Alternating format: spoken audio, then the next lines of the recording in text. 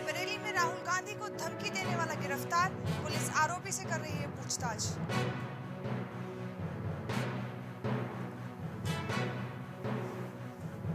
आजमगढ़ में सुहेलदेव पार्टी के अध्यक्ष पहुंचे आजमगढ़, मृतक आराधना के परिवार से मिले राजभर।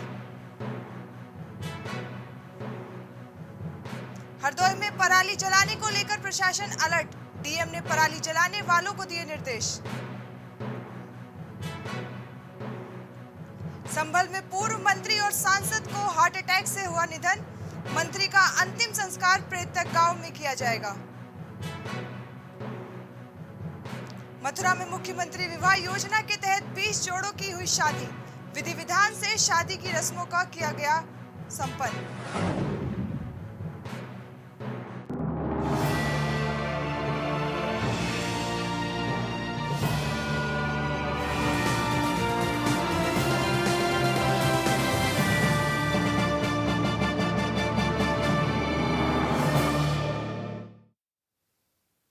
नमस्कार, मैं हूं ईशा भार्गव और आप देख रहे हैं प्राइम उत्तर प्रदेश। तो शुरुआत करते हैं उत्तर प्रदेश की बड़ी खबरों के साथ। मुख्यमंत्री योगी आदित्यनाथ अपनी 2.0 की सरकार में दूसरी बार आज अलीगढ़ दौरे पर पहुंचे। यहां मुख्यमंत्री ने प्रबुद्ध जन सम्मेलन को संबोधित करते हुए 86.55 करोड़ रुपए की परियोजनाओं का लोकार्पण व शिलान्यास किया। आपको बता दें कि आगामी निकाय चुनाव को देखते हुए मुख्यमंत्री इन दिनों प्रदेश भर के जिलों में इस तरह के आयोजित कार्यक्रमों को लगातार संबोधित कर रहे हैं। मुख्यमंत्री योगी आदित्यनाथ ने प्रबुद्ध जन सम्मेलन में संबोधन करते हुए अखिलेश यादव और शिवपाल चाचा भतीजे पर भी निशाना साधा है और एक एक योजना लोगों तक पहुंचाई है। साथ ही कहा कि डबल इंजन की सरकार ने आपकी सुरक्षा और सम्मान देने का कार्य किया है।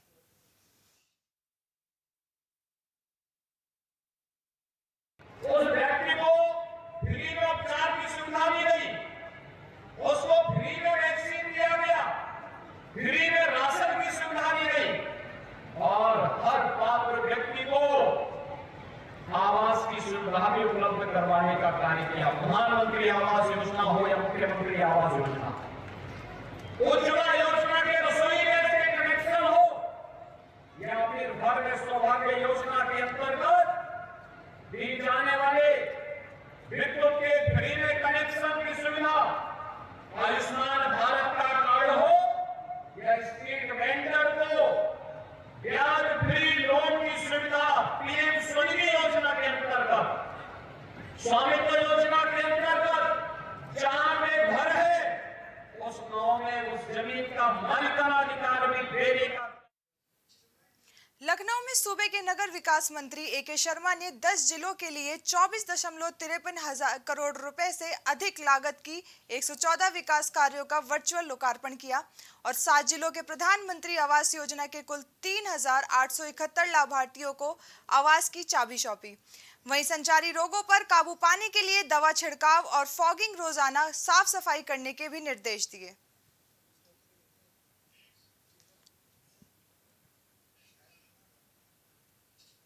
आजमगढ़ के अहरोला थाना के ईसा कापुर गांव में सुहेलदेव भारतीय समाज पार्टी के अध्यक्ष ओम प्रकाश राजभर आजमगढ़ पहुंचे और यहां पर आराधना प्रजापति के परिवार के साथ मिलकर उनसे संवेदना प्रकट की।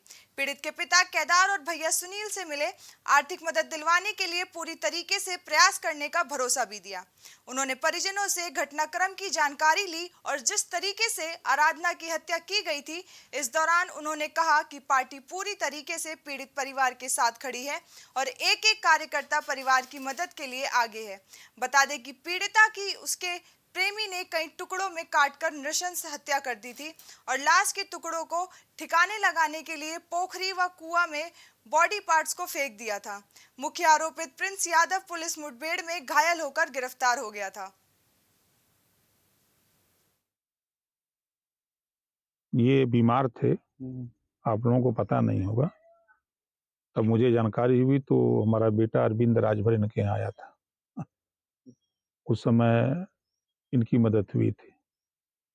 परिवार को सरकार की तरफ से क्या मदद की मांग आप करते हैं? देखिए, सरकार की तरफ से मांग करने की जरूरत नहीं है। जो सच्चाई है, दुर्घटना बीमा 5 लाख रुपया इनको मिलेगा और इनकी पूरी सुरक्षा व्यवस्था की जिम्मेदारी सरकार की है, आपकी भी है, हमारी भी है कि हम लोग अब चूंकि बहुत सी चीजें आदमी सबके सामने नहीं बता सकता, तो मैं कई बार इनसे कहा कि भाई हरिबदन जी अगर अकेले मिलें, कोई पीड़ा हो, कोई दिक्कत हो तो अकेले उनसे बता दो, वो हमको बता देंगे, उस हिसाब से हम लोग काम करेंगे। कन्नौज में उरई में क्राइम ब्रांच प्रभारी पर हमला कर कार लूटने वाले हिस्ट्री शीटर को पुलिस ने गिरफ्तार कर लिया है। आपको बता दें कि मुठभेड़ के दौरान बदमाश के पैर में गोली लगने से घायल हो गया था, जबकि उसके दो साथी पुलिस को चकमा देकर भागने में सफल हो गए हैं। पुलिस ने घायल अवस्था में जिला अस्पताल में भर्ती कराया गया। पकड़ा गया बदमाश फिरोजाबाद जनपद के ललई खेड़ा गाँव का रहने वाला है। पुलिस उसका आपराधिक इतिहास खंगालने में जुट गई है।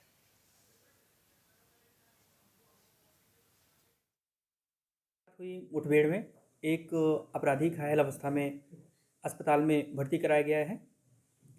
प्रारंभिक तौर पे जानकारी किए जाने पे यह बात प्रकाश में आई है कि दिनांक 21 नवंबर को जनपद जालौन में नियुक्त एक निरीक्षक जो एविडेंस के लिए बदायूं जा रहे थे, मार्ग में कन्नौज में उनके साथ में 3 अपराधियों ने लूट की घटना कारित की थी, जिसमें उनकी कार लूट ली गई थी। यह गैंग 3 लोगों का गैंग है जो फिरोजाबाद से संबंध रखता है। 2 अपराधी आज मौके से फरार हो गए हैं, जिनकी तलाश की जा रही है। हरदोई में हरपालपुर थाना क्षेत्र में महिला से छेड़छाड़ का मामला सामने आया है। महिला अपने घर से सामान खरीदने के लिए बाजार आई थी। इस दौरान 2 अज्ञात युवकों ने महिला से छेड़छाड़ की, साथ ही महिला के साथ मारपीट भी की, जिसकी शिकायत महिला ने पुलिस में दर्ज कराई है। महिला ने पुलिस से आरोपियों के खिलाफ कार्रवाई की मांग भी की है, जिसके बाद पुलिस घटना की जाँच में जुट गई है।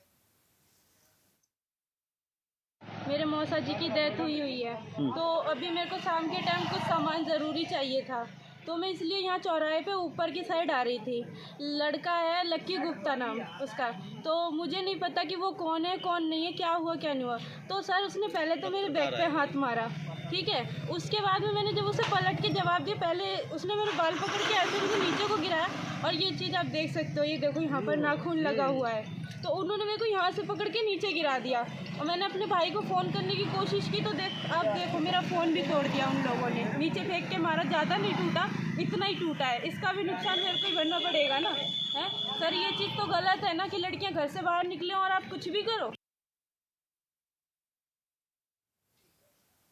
कासगंज में गंज डुंडवारा पुलिस को चेकिंग के दौरान बड़ी सफलता मिली है। आपको बता दें कि पुलिस ने एक व्यक्ति को अवैध देशी तमंचे के साथ गिरफ्तार किया है। उसके पास से 2 जिंदा कारतूस भी बरामद हुए हैं। प्रभारी निरीक्षक हरिभान सिंह राठौर ने बताया कि पुलिस टीम के साथ क्षेत्र में गश्त पर थे। इसी दौरान पुलिस ने आरोपियों को धर दबोचा, जिसके बाद पुलिस ने आरोपियों के खिलाफ मुकदमा दर्ज कर लिया है।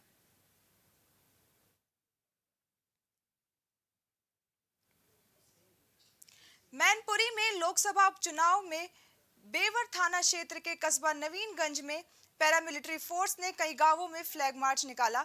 आपको बताते चले कि चुनाव आयोग का स्पष्ट निर्देश है कि उपचुनाव को निष्पक्ष और सुरक्षा पूर्वक संपूर्ण कराना है। इसके लिए पुलिस अधीक्षक के निर्देशन में लोकसभा क्षेत्र में सभी बूथों पर पैरामिलिट्री फोर्स का कड़ा पहरा रहेगा। इसके लिए सुरक्षा की विशेष जिम्मेदारी जिला के अधिकारियों की है। इसके लिए लोगों में किसी प्रकार का डर ना हो और निडर होकर मतदान करें। इसके लिए कस्बा वासियों और गांव वासियों से मतदान करने की अपील की गई है।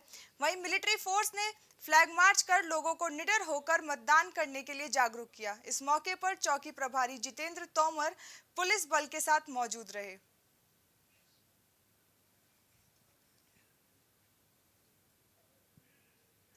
फरीदाबाद में जिला पलवल में फर्जी वोट पोल करते समय पुलिस ने 2 लोगों को हिरासत में ले लिया है। आपको बता दें कि फर्जी वोट डालने का मामला सामने आया है। फॉर्म गांव के पंचायती चुनाव के दौरान फर्जी वोट डालते हुए एक महिला और एक युवक को पुलिस ने हिरासत में ले लिया है। वहीं पुलिस जांच पड़ताल कर दोषियों पर कड़ी कार्रवाई करेगी।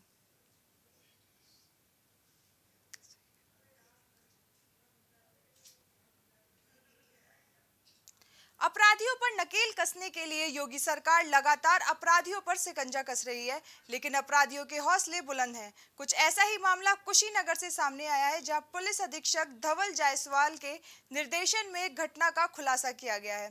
अपराधियों पर लगाम लगाने के लिए लगातार अभियान चलाया जा रहा है। आपको बता दें कि थाना तरिया सुजान में पुलिस टीम ने थाना स्थानीय पर 3 अभियुक्तों को गिरफ्तार कर लिया है। गिरफ्तारी के बाद पुलिस आगे की कार्रवाई में जुट गई है।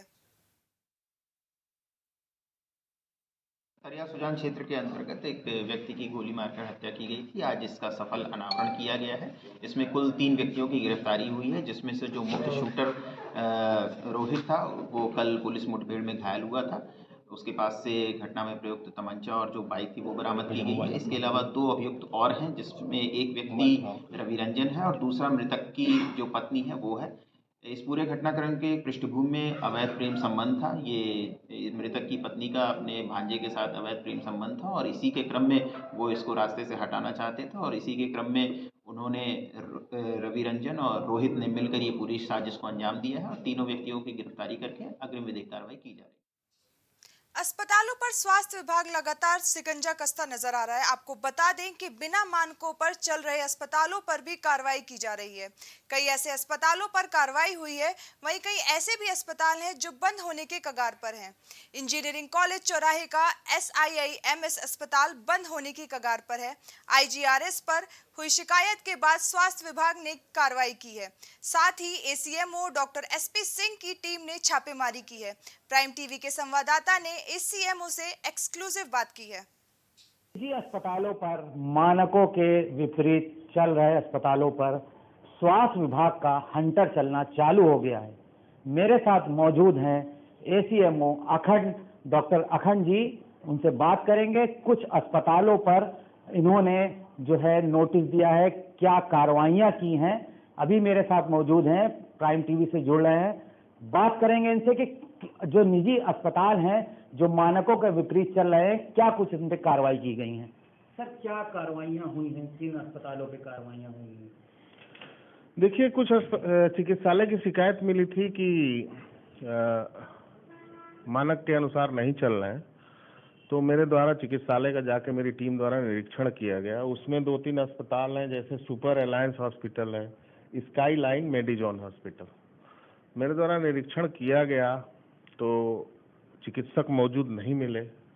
कुछ जगहों पर रैंप नहीं थे और रैंप थे भी तो मानक अनुसार नहीं थे। तो उन लोगों को नोटिस आज इशू की जा रही है, उसके खिलाफ कार्रवाई की जाएगी। हॉस्पिटल खोलना गलत बात नहीं है, लेकिन मानक के विपरीत हॉस्पिटल का संचालन करना ये गलत है। मरीजों के हित में गरीब मरीज आते हैं, हम लोग को ये भी देखना रहता है कि जो उनसे पैसा लिया जा रहा है नियमानुसार लिया जा रहा है कि नहीं।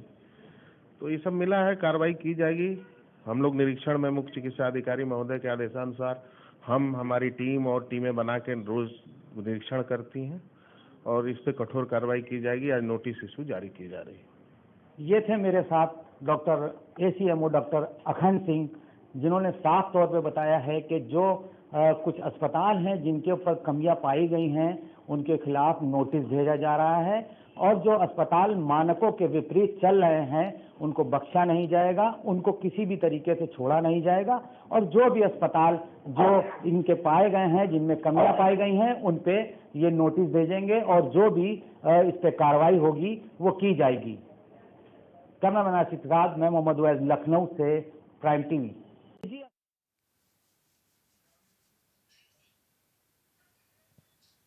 कुशीनगर में भैंसहा के पकड़ी हवा में बिजली के तार टूटकर गिरने से 2 युवकों की मौत हो गई। आपको बता दें कि बिजली की तारों का जाखिरा बिछा हुआ है जो काफी जर्जर हो चुका है। यहाँ आए दिन तार टूटते रहते हैं, जिसकी वजह से ये हादसा हो गया। घटनास्थल पर बिजली विभाग का कोई जिम्मेदार नहीं पहुंचा। वहीं सरकार के निर्देशों के बाद भी बिजली विभाग की खामियां हमेशा देखने को मिलती हैं। इस घटना पर आखिर जिम्मेदार अधिकारी मौन क्यों हैं?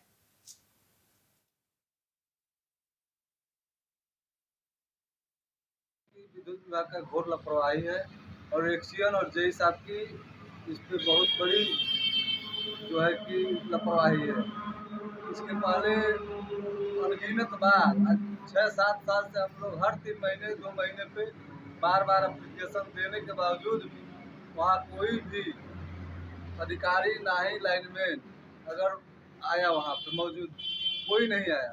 बिजली के विभाग की लापरवाही से हुई है। हर साल बिजली तार गिरता है, हर साल गन्ना जलता है, हर साल गेहूँ जलता है, लेकिन इसकी सूचना दे दिया गया कई बार। देर सवेर बार बार उस विद्युत विभाग को अवगत कराया जाता था कि ये तार जर्जर हो गया है। तमाम काश्तकारों का खेत जो है गन्ना गेहूँ बार बार जलता था, तार गिरता था, तार बहुत जर्जर हो गया है, लेकिन कोई भी यही एक्शन इस पर ध्यान नहीं देता। आजमगढ़ में सठियाव चीनी मिल का पेराई शुभारंभ की शुरुआत की गई। जिले के किसान गन्ने पेराई शुरू किए जाने को लेकर लगातार मांग कर रहे थे। इसे ध्यान में रखते हुए विगत वर्ष की अपेक्षा इस वर्ष लगभग 20 दिन पहले ही चीनी मिल में पेराई का शुभारंभ कर दिया गया। ये शुभारंभ जीएम और एसडीएम प्रशासन ने बताया कि किसानों को अधिक से अधिक सुविधा मिले, इसका ध्यान रखा जाएगा। आज आजमगढ़ जनपद की सठियाव चीनी मिल में 2022-23 का पेराई सत्र शुरू हुआ है।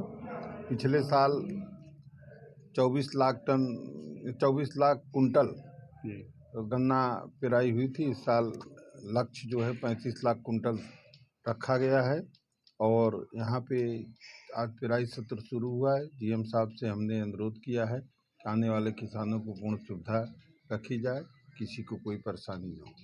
इस बार में 35 लाख कुंटल का रखे हैं लक्ष्य और पिछले वर्ष 24 लाख कुंटल का था। इस बार करीब 10 दिन पहले मिल चल रही है, तो पेराई जो है अच्छे ढंग से होगी। इस बार 37 जो है केंद्र खोले गए हैं, गांव-गांव दूर-दूर में। बनारस तक है सेंटर और वहाँ नंदगंज में है, तो यहाँ पर मिल गेट से भी और क्रय केंद्र दोनों से तेज़ी से गन्ना खरीद होगा। हरदोई में पराली जलाने को लेकर प्रशासन सख्त नजर आ रहा है, जिसमें कृषि विभाग अन्य विभागों से समन्वय बनाकर गोष्ठी का आयोजन कर रहा है। इसी को लेकर जिला अधिकारी मंगला प्रसाद सिंह ने पराली जलाने वाले किसानों के सशस्त्र लाइसेंस निरस्त करने के निर्देश भी दिए हैं। साथ ही पराली ना जलाने की किसानों से अपील भी की है। जिलाधिकारी ने कहा कि पराली जलाने से न सिर्फ प्रदूषण फैलता है, बल्कि एनजीटी और कोर्ट के निर्देश हैं कि पराली ना जलाई जाए। शासन ने पराली प्रबंध को लेकर स्पष्ट दिशा निर्देश भी जारी किए हैं। उन्हीं को लेकर के कृषि विभाग लगातार स्थानीय स्तर पर प्रशासन से समन्वय बनाकर गोष्ठियां कर रहा है। देखिए, पराली जलाए जाने की घटनाओं से न केवल प्रदूषण फैलता है, बल्कि एनजीटी के भी और ऑनरेबल कोर्ट्स के भी निर्देश हैं कि पराली न जलाई जाए। और इसको लेकर के पराली प्रबंधन के संबंध में शासन ने स्पष्ट दिशा निर्देश जारी किए हैं। उन्हीं दिशा निर्देशों के तहत कृषि विभाग और लोकल स्तर पर जिला प्रशासन लगातार किसानों से गोष्ठियाँ कर, संवाद कर, उनके संपर्क में रहकर उनकी समस्याओं का निराकरण करते हुए पराली की घटनाओं पर लगातार नियंत्रण किए जाने के लिए प्रयास किया जा रहा है।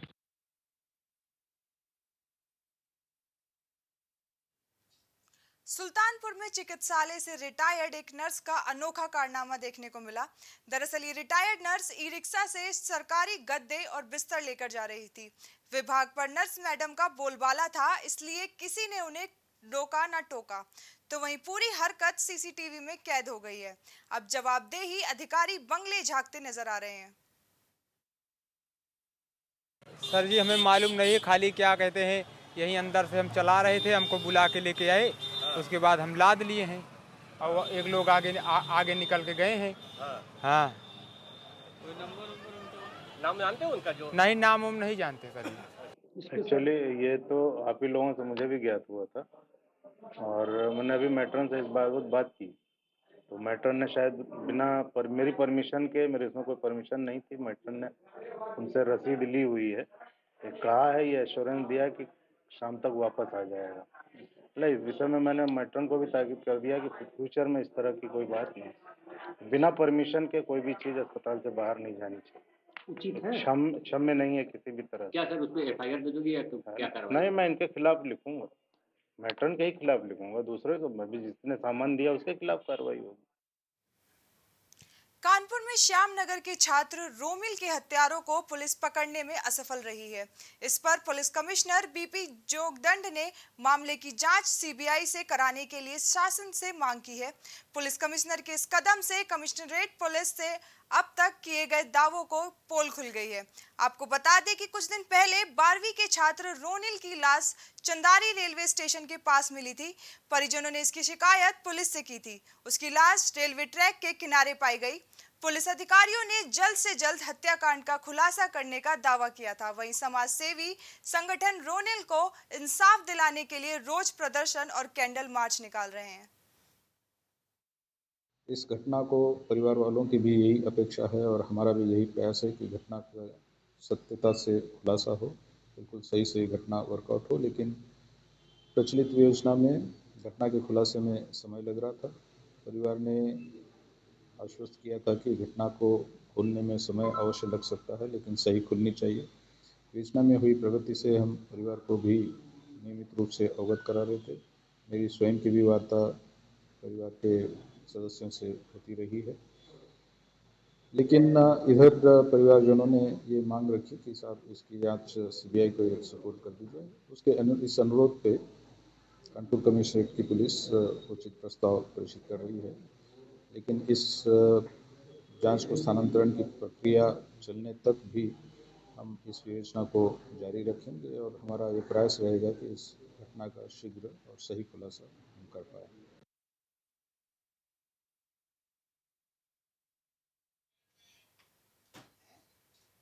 संभल में सरकारी सिस्टम बदहाल नजर आया है। आपको बता दें कि अस्पताल में उपचार के लिए मरीज परेशान हैं और ना ही अस्पताल में कोई डॉक्टर मरीजों का सही से इलाज कर रहे हैं। मरीजों को कई तरह की दिक्कतों का सामना करना पड़ रहा है। मरीज दवाई के लिए इधर उधर भटक रहे हैं। वहीं दिन भर डेंगू के मरीज बढ़ रहे हैं। ग्रामीण क्षेत्रों में व्यवस्था बंद से बदतर हो गया है। वहीं लोगों को इस पर कहना है कि मामले की जांच कराई जा रही है। मुफ्त इलाज की सरकार की योजना को डॉक्टर पलीता लगाते हुए साफ दिखाई दे रहे हैं।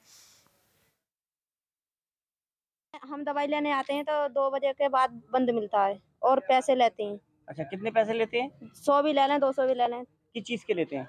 इंजेक्शन लगवाते हैं तो इंजेक्शन लगवा में, बोतल लगवा में तो पैसे लेते हैं। तो अक्सर होता है यहाँ पर ऐसा? हाँ।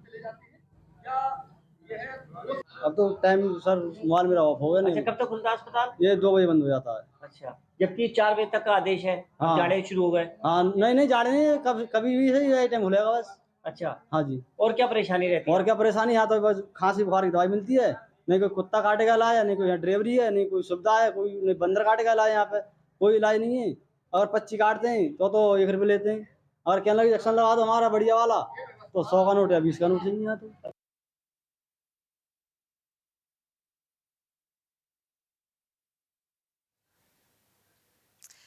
मुख्यमंत्री सामूहिक विवाह योजना में आजमगढ़ के राजकीय पॉलिटेक्निक में सभी वर्गों के 251 जोड़ों का विवाह कराया गया। इस सामूहिक विवाह कार्यक्रम में 20 ब्लॉकों के ग्राम स्तर और शहरी स्तर पर शामिल हुए। जोड़ों के लिए कुल 32 मंडप बनाए गए हैं, जिसमें एक अल्पसंख्यक जोड़ा भी शामिल रहा। जिला प्रशासन ने बताया कि 251 जोड़ों की शादी का लक्ष्य रखा गया है। इसी सत्र के पूर्व में 225 जोड़ों की शादियां कराई जा चुकी हैं। इस दौरान मुस्लिम विवाह रीति रिवाज और हिंदू विवाह विधि विधान के साथ कार्यक्रम स्थल पर मांगलिक गायन भी प्रस्तुत किया गया। मुख्यमंत्री के सामूहिक विवाह कराया जा रहा है, जिसमें 251 जोड़ों का लक्ष्य रखा गया था और जिसमें एक मुस्लिम अल्पसंख्यक वर्ग से है, 250 हिंदू वर्ग से कराया जा रहा है और इसमें 51,000 रुपये प्रति जोड़े पर खर्च होता है, जिसमें 35,000 लड़की के सीधे खाते में दिया जाता है। ऐसे हमारे मुख्यमंत्री जी द्वारा आज सामूहिक विवाह योजना के अंतर्गत आज आगरा जनपद में हमारे समाज कल्याण विभाग द्वारा 251 शादी के जोड़ों का आयोजन किया गया है। 251 लोग आज अपने जीवन सूत्र में बंध रहे हैं, जिसमें से हमारे 250 हिंदू परिवार है और बड़े सौभाग्य की बात है एक मुस्लिम परिवार भी, अल्पसंख्यक परिवार भी एक जोड़ा इसमें अपनी सहभागिता कर रहा है।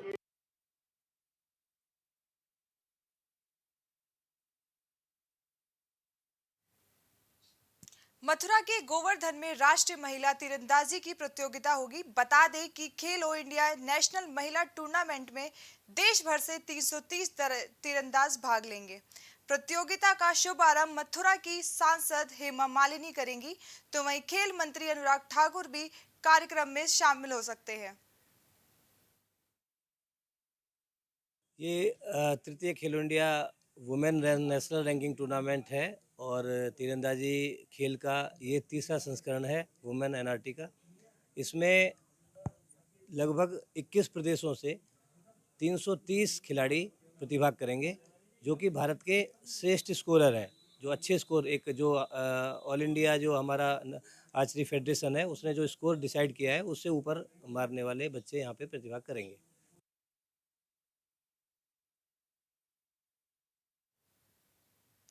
संभल में असमौली विधानसभा से वर्तमान विधायिका पिंकी यादव के पिता पूर्व मंत्री और सांसद रहे विजेंद्र सिंह यादव का हार्ट अटैक से मुरादाबाद के हॉस्पिटल में निधन हो गया। आपको बता दें कि मंत्री 3 बार विधायक और सांसद रह चुके हैं। साथ ही पूर्व मंत्री के पार्थिव शरीर को प्रेतक गांव फरीदपुर खुशहाल में लाया गया है, जहां पर क्षेत्रीय नेताओं का तांता लगा हुआ है। गांव और परिवार में शोक की लहर दौड़ पड़ी।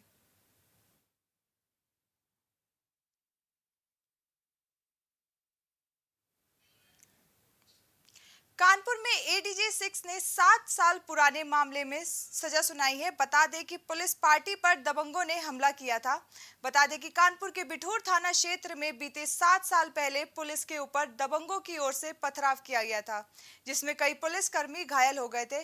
इसी मामले में एडीजे 6 अवनीश द्विवेदी ने दबंगों को 3-3 साल की सजा सुनाई है। प्रॉपर्टी के विवाद को लेकर के पुलिस वहां गई थी। इन लोगों ने पुलिस पार्टी पर हमला किया था। हमला करने के बाद इन सबके विरुद्ध आरोप पत्र माननीय न्यायालय में प्रेषित हुआ, एफआईआर दर्ज हुई। 5 गवाह इसमें गुजरे। सभी अभियुक्तों को गवाह गुजरने के बाद माननीय न्यायालय एडीजे 6 अवनीश द्विवेदी जी ने सभी को दोषी पाते हुए 3 वर्ष की सजा और 75,000 रुपये जुर्माना से दंडित किया है और सभी अभियुक्तों को दोषी पाया है।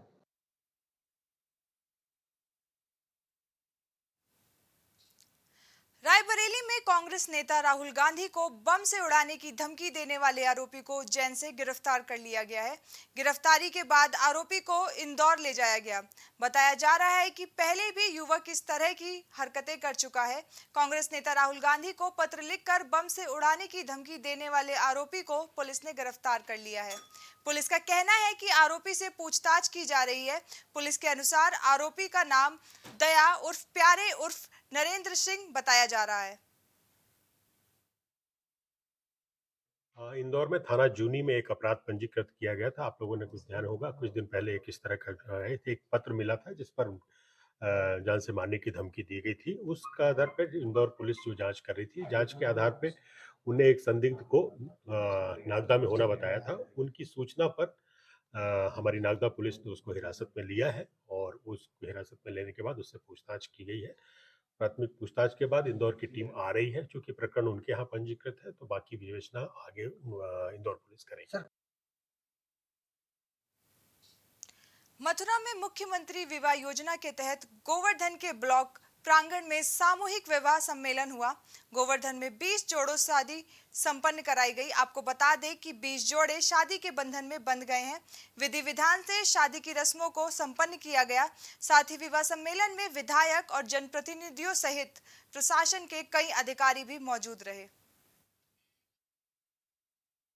आज प्रदेश सरकार की तरफ से हमारे प्रदेश के यशस्वी तेजस्वी मुख्यमंत्री माननीय योगी आदित्यनाथ जी के नेतृत्व में पूरे प्रदेश में प्रत्येक ब्लॉक पर सामूहिक बेटा बेटियों की शादी हुई है। आज हमारे गोवर्धन ब्लॉक में इसी आयोजन 20 बेटियों की शादी बड़ी धूमधाम से हुई है। इसमें सभी जनप्रतिनिधि, सभी अधिकारी मौजूद रहे और सरकार की योजना के हिसाब से 35,000 रुपये बेटियों के खाते में डायरेक्ट आरटीजीएस किए हैं और इनके सब पूरा सामान जो है, इनका बर्तन है, कुछ बिछुआ है, तोड़ियाँ हैं, जो भी सामान सरकार ने तय किया है वो सामान दिया है और सबके लिए बाराती घरातियों के लिए सुंदर और स्वादिष्ट भोजन की व्यवस्था की है।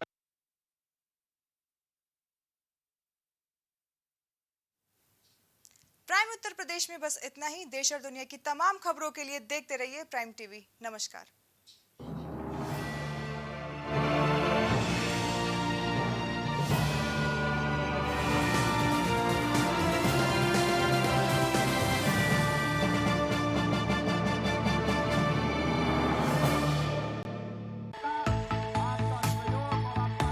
कुछ भाव पुष्प। आप देख रहे हैं प्राइम टीवी।